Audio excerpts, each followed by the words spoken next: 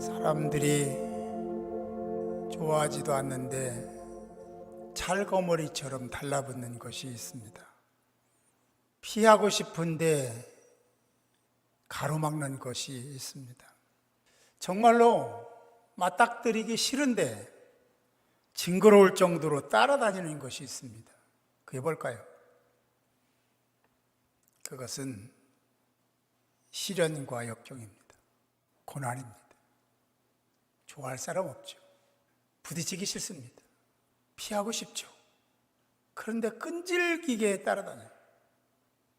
크고 작은 그런 역경과 시련들이 우리 인생에 늘 상존합니다. 어느 날 눈 떠보니 내가 레드카펫 위를 걷고 있었다. 사람들이 환호를 지르며 박수를 치는 그런 상황이 펼쳐지면 정말 행복하죠. 그렇게 순풍을 만난 돛담배처럼 하는 일마다 잘 풀리고 열리고 흥하고 해결되고 그렇게 하루하루를 살면 얼마나 좋을까. 그런데 갑자기 시커먼 먹구름이 끼는 듯 싶더니 폭우가 쏟아지고 폭풍이 몰아치고 모든 것을 다 삼키려는 듯 달려들어 풍지박산이 되었을 때 그 마음은 참, 그 표현이 참담하다. 모든 것을 하루아침에 다 잃은 사람들을 오늘 우리는 주변에서 지금도 보고 있습니다. 그런 크고 작은 사건과 시련과 역경은 과거에도 있었고 지금도 진행되고 있고 미래에도 있을 수 있다. 그런 모든 사건을 피할 수만 있다면, 만나지 않을 수만 있다면 얼마나 좋겠습니까만 그러지 못하기에 그런 일이 있을 때 어떻게 해야 되느냐 하는 것이 우리에게 주어진 과제, 숙제입니다. 코로나 누가 원했습니까?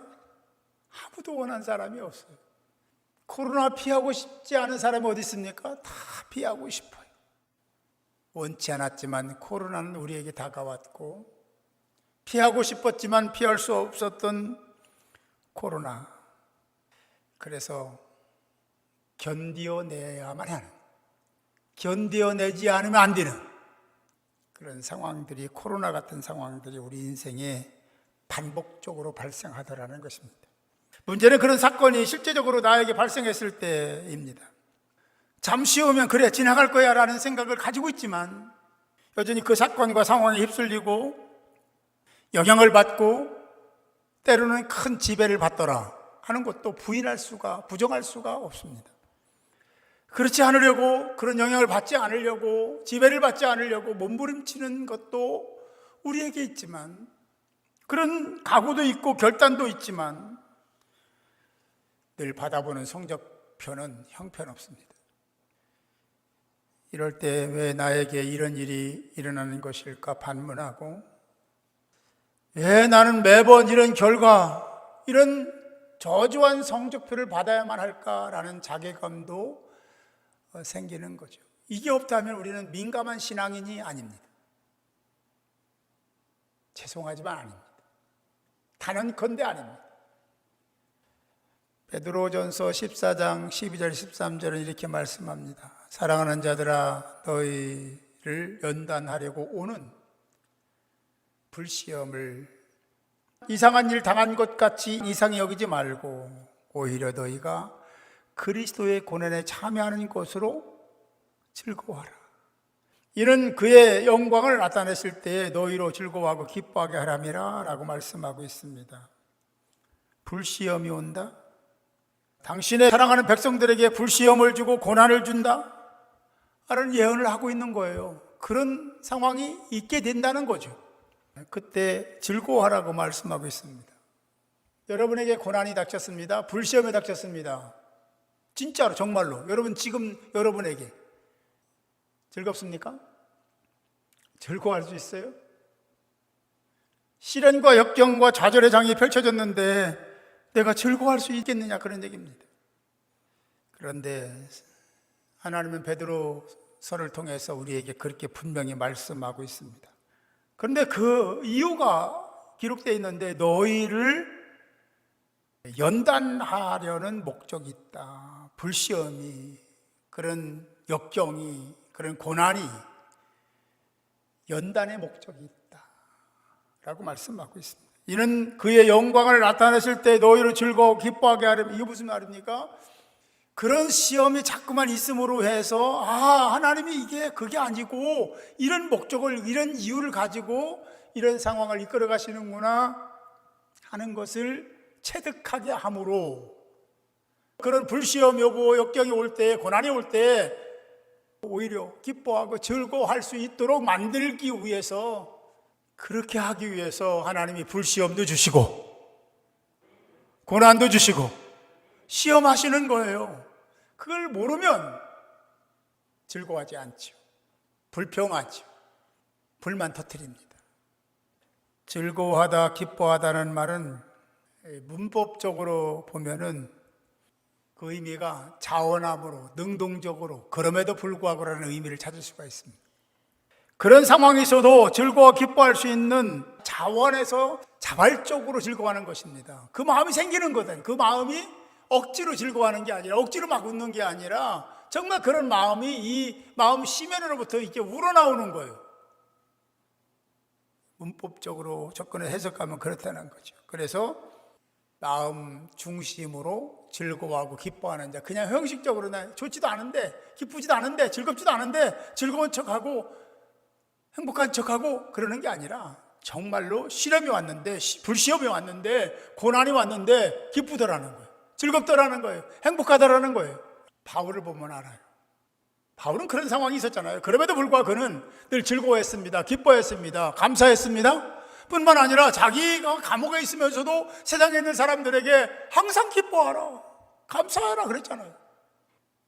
이건 억지로 생기는 게 아니에요. 하나님을 깊이 만나는 자, 성령의 임재를 경험하고 성령 충만함 속에 사는 자, 그냥 매너리즘에 빠져서 하루하루 어제처럼 또 오늘도 살고, 지난주처럼 오늘도 살고, 이번 주도 살고, 지난달처럼 이번 달도 살고, 작년처럼 오늘도 그렇게 살아가는 사람들에게는 아무런 그런 결과가 나타나지 않습니다. 하나님이 사랑하는 자들에게 주는 불시험과 고난의 목적은 연단이라고 했습니다. 그리고 결국 인생 여정에 그런 일이 있어도 그 모든 하나하나의 희노애락을 거기에 휩쓸려서 그렇게 점철된 삶을 사는 것이 아니라, 하나님 말씀을 붙들고 하나님을 신뢰함으로 그럼에도 불구하고 즐거워하고, 그럼에도 불구하고 행복한 사람을 만들기 위해서 하나님이 그렇게 하신다라고 성경은 분명히 말씀을 하고 있습니다. 우리가 읽은 베드로전서 3장 14절에서는 어떻게 말씀하고 있습니까? 그러나 의를 위하여 고난을 받으면 복이 있나니. 복이 있는 자가 어떤 자예요? 고난을 받는 자가 무슨 복이 있습니까? 고난인데 무슨 복이에요? 근데 그리스도 안에서 하나님을 알고 그런 체험 속에 사는 사람들은 그런 고난이 복이라는 것을 아는 거죠. 여러분에게 시련이 있고 역경이 있고 고난이, 예수 안에서 복음을 살다가 그런 일을 당하면 하나님 앞에 감사하시기 바랍니다. 그게 복 있는 자의 삶이다라고 말하면서, 그들이 두려워하는 것을 두려워하지 말며 근심하지 말고. 그들은 누굽니까?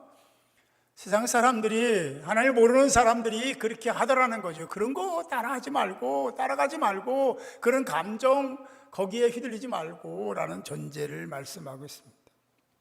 그리고 로마서 8장 17절은 하반절에서 이렇게 말씀합니다. 우리가 그와 함께 영광을 받기 위하여, 그와 함께 누구요? 예수 그리스도와 함께 영광을 받기 위하여 고난도 함께 받아야 할 것이니라. 아멘. 고난을 받기 싫죠. 역경은 싫어요. 불시험 싫어요. 그러면 영광도 없다라는 뜻이죠.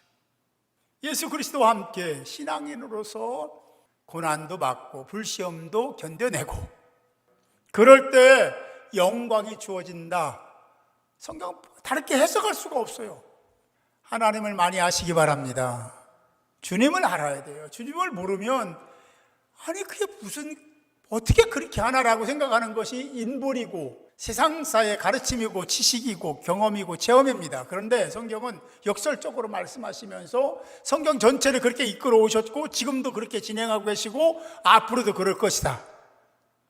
아멘.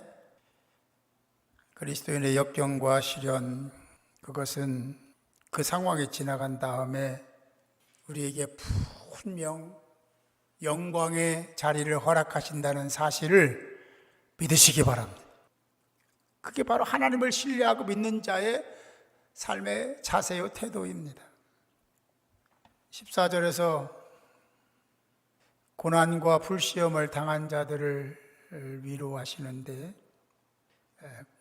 너희가 그리스도의 이름으로 치욕을 당하면 복 있는 자로다 하시면서 영광의 영, 곧 하나님의 영이 너희 위에 계심이라라고 말씀을 하고 있습니다. 그렇습니다. 하나님은 저와 여러분들을 지켜보고 계시고 관찰하고 계시고, 할렐루야, 4장 14절 말씀처럼 치욕을 당하면 예수의 이름으로 예수 일을 하다가 복음을 전하다가 하나님 일을 하다가 치욕을 당하면 복 있는 자다. 그게 무슨 말이죠? 그냥 그래 예수 믿다가 치욕을 당하면 손해를 보면 복 있는 자다라고 그냥 말씀만 하시는 것이 아니라 하나님이, 우리 주님이 그렇게 복 있는 자 삼아주시겠다는 거예요. 세워주시겠다는 거예요. 믿으시면 아멘. 믿으시면 크게 아멘. 그리스도의 이름으로 받는 치욕은 가치가 있고 의미가 있습니다. 복 있는 자는 다가올 어떤 미래의 복도 있지만 현재적으로 늘 현재 상황에서 복을 받는 자가 된다. 멀리 떨어져 있는 어떤 미래가 아니라 현재적으로 다가오는 그 현실 속에서 늘 그렇게 해주시겠다라는 의미를 담고 있습니다. 그런 복을 받는 자가 되시기 바랍니다. 아멘. 그러려면 어떻게 해야 돼요? 시련과 역경과 고난과 불시험을 견뎌내야 되겠죠. 그거 없으면 그게 없는 거예요. 그 다음 복이 없는 거예요. 그래서 하나님이 그걸 허락하시는데 그거를 피하면 안 되는 거예요. 정면 돌파해야 되겠죠. 우리가 생각할 때는 깜깜해요. 아무것도 보이지 않을 수 있습니다. 그러나 하나님은 이미 다 준비하고 계시더라. 다 준비하고 계신 거죠. 이런 의미와 사실, 이런 하나님을 알지 못하면 이스라엘 백성처럼 걸핏하면 원망하고 걸핏하면 불만 터뜨리고 막 지도자를 공격하고 이런 일이 생기는 거예요. 왜? 하나님을 몰라. 하나님 모르니까. 하나님이 이끌어오신 과정을 묵상하면 지금 현실적으로 우리가 어떻게 살아야 되는 것이 뻔히 보이는데 그 전 과정이 없는 거예요. 그러니까 그런 상황에 불시험이 오고 시련이 오고 역경이 고난이 오면 낙담하고 낙심하고 불평하고 원망하고 막 그러는 거죠. 하나님을 알고 하나님 어떤 분인지 알고 그 신앙 속에 믿음 속에 있으면 그럼에도 불구하고 여전히 하나님이 나를 사랑하시고 믿음의 선진들에게 그러셨고 나에게 그러셨던 것처럼 그 상황이 지나가면 그 후에 하나님이 우리에게 이렇게 복을 주시고 하나님이 이렇게 우리를 고통으로부터 해방시켜 주시고 그리고 영광의 자리에 앉혀주시더라 하는 것을 믿으면, 그게 확실히 믿어지면 역경이 오고 시련이 와도 두려워하지 않고 믿음을 지켜나가는 하나님의 사람들이 될 줄 믿습니다. 베드로전서 5장 10절을 보면 고난을 이렇게 말씀하십니다. 모든 은혜의 하나님 곧 그리스도 안에서 너희를 부르신 하나님이 불러주셨잖아요. 우리 다 불러주셔서 우리가 예수 믿는 겁니다. 부르사 자기의 영원한 영광에 들어가게 하신 이가 잠깐 고난을 당한 너희를 친히 온전하게 하시며 굳건하게 하시며 강하게 하시며 터를 견고하게 하시리라. 우리 읽었잖아요. 고난인데 잠깐 고난 그랬어요. 잠깐 고난. 이 잠깐이라는 말은 그 의미가 작은이라는 뜻이 있습니다. 작은. 잠깐이라는 의미가 작은, 소수의 그런 의미가 있습니다. 소수의, 그걸 그냥 직설적으로 직역하면 소수의 고난, 작은 고난이라고 얘기할 수 있습니다. 고난이 작다고 왜 표현했을까? 고난이 소수라고 왜 표현했을까? 그렇게 말씀하신 이유는 고난을 당한 이유에 있는 겁니다. 그것이 사실 오늘 10절에 나왔어요. 너희를 친히 온전하게 하시며, 여기에 있는 거예요. 온전하게 하시는 것을 보면, 그거를 바라보면 고난당하는 건 아무것도 아니야. 소수야. 작은 고난이야. 잠깐 지나가. 그리고 다가오는 것은 온전하게 하심입니다. 굳건하게 하심이고 강하게 하심이, 터를 견고하게 하시는 은혜가 있는 겁니다. 믿으시면 아멘. 그렇습니다.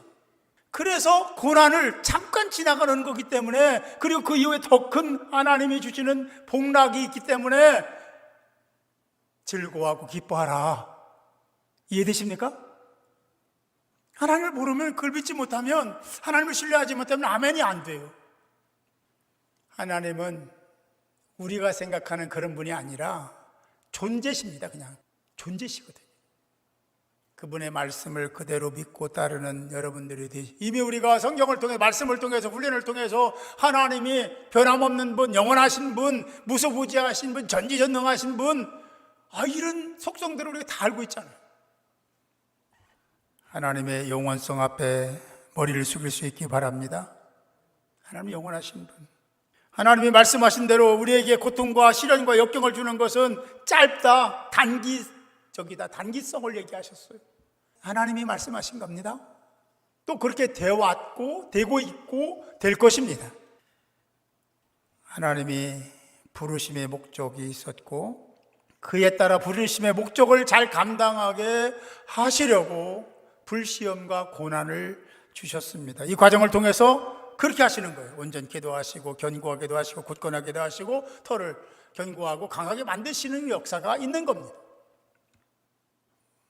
고난을 이긴 자들에게 주시는 혜택이 바로 그런 것이니까 우리가 잘 살펴서 단순히 근시안적인 눈으로 시련과 불시험만 보지 말고, 그 시련과 그리스도인들이, 세상 사람들은 예외입니다. 하나님을 신앙하는 하나님 백성들이 왜 그런 고난을 받고 그런 역경 속에, 시련 속에 살아가야 되는지를 믿음으로 받아들이고 해석을 해서 그 다음을 볼 수 있다면, 그 시련과 역경과 좌절의 장이 즐겁고 기쁠 수 있는 거예요. 그걸 누가 경험했냐면 바울이, 믿음의 선진들이 다 그런 과정을 거쳤고, 그런 과정을 거친 후에 하나님이 세워주셨고 살려주셨고 고쳐주셨고 그런 역사가 일어났다는 것입니다. 이 네 동사는 문법적으로 보면 이제 장차 일어날 어떤 것들에 대한 얘기들을 하고 있는 겁니다. 지금은 어떤 거예요? 잠깐 고난이 있는 겁니다. 그러나 이걸 잘 견뎌내면 그 다음에 이런 일들이 일어난다, 이런 일들을 허락할 거다, 그런 환경을 만들어 줄 거다, 그걸 소유하는 날이 올 거다라는 말씀을 하고 있는 거죠. 사랑하는 성도 여러분, 뭐가 잘 안 풀립니까? 걱정되시죠? 혹시 힘든 일이 있습니까? 고난이 있고 역경이 있습니까? 오늘 말씀을 잘 들으시고 고난이 온 것에 대해서 원망하지 말고, 그 고난을 원망한다고 다르게 되는 것도 아니에요. 그 고난을 필연으로 받아들이시고, 하나님이 주시는 불시험이다, 내가 이것을 믿음으로 잘 견뎌내야 된다, 그 다음에 주시는 하나님의 은혜가 있고 복이 있는데 그걸 바라보고 지금 닥쳐온 고난과 시련과 역경을 하나님이 주시는 복을 주시기 위해서, 연단하시기 위해서 진행하는 과정이다, 그런 프로세스에 불과한 거다라고 믿고 확신하고 살면 고난이 있어도 싱글벙글하게 되고, 할렐루야, 불시험에 닥쳐도 하나님께 감사하는 신앙으로 바뀌어지는 은혜가 있게 될 줄로 믿습니다. 우리는 걸핏하면요, 그런 상황이 생기면 막 세상의 온갖 근심 걱정을 자기가 다 떠안은 것처럼 생각해요. 하나님은 그렇게 말씀하시지 않았습니다. 마태복음 6장 27절에 보니까 뭐라고 말씀하죠? 너희 중에 누가 염려함으로, 염려하지 말라는 뜻을 얘기하는 거예요. 염려함으로 그 키를 한 자라도 더 할 수가 있느냐? 없다는 거죠. 안 된다는 거예요. 그럴 수 없다는 거예요. 근데 왜 너희들이 불필요한 염려 근심을 하냐? 염려 근심을 해결할 사람 누굽니까? 내가 아니에요. 우리가 아니에요. 누구예요? 하나님이십니다. 주님이십니다.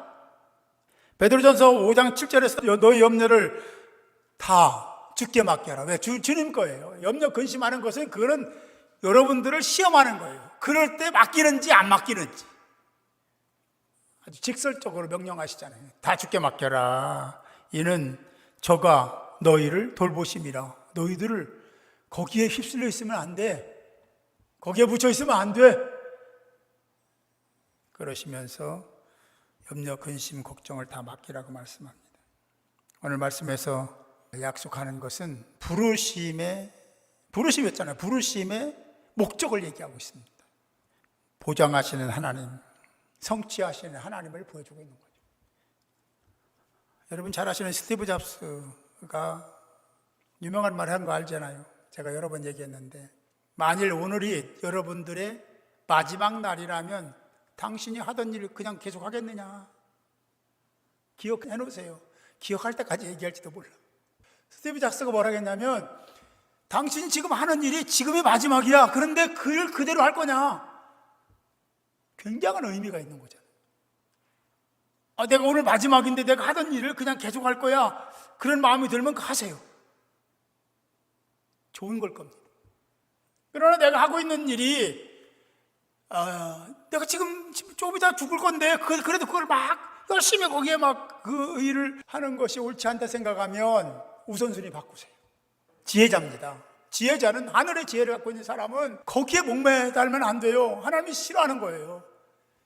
그러나 지금 우리가 예배 드리고 있어. 그러면 오늘 마지막이라도 저 천국을 바라보는데 예배 드리지 않겠습니까? 기도하지 않겠습니까? 그 일은 계속해라. 그런 의미도 드리는 거죠. 우선순위가 분명한 자가 되어야 될 줄 믿습니다. 그럴 때 하나님은 여러분들을 외면치 않고 여러분들의 미래와 장래를 새롭게 하시고 보장하시고 보존하시는 은혜가 있게 될 줄 믿으시기 바랍니다. 우리가 읽었던 베드로전서 3장 14절 말씀을 뜻을 생각하며 한번 읽고 말씀을 마치겠습니다. 같이 읽어볼까요? 그러나 의를 위하여 고난을 받으면 복 있는 자니 그들이 두려워하는 것을 두려워하지 말고 근심하지 말고